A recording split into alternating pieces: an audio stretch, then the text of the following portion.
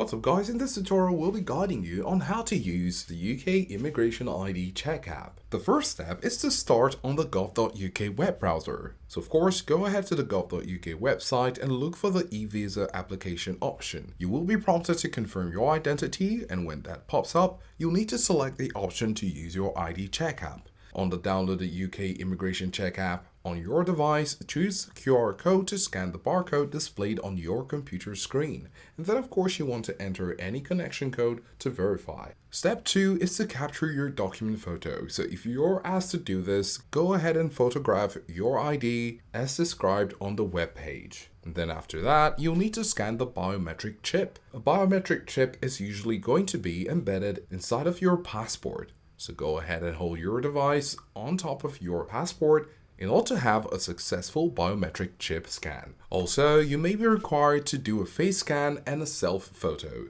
Go ahead and prepare this in a white background or a bright lit background in order to have a clear photo. And then once you've done all these steps, you'll be returned to the browser window on your laptop or device where you can sign back into your UKVI account to complete any remaining application questions and submit your form.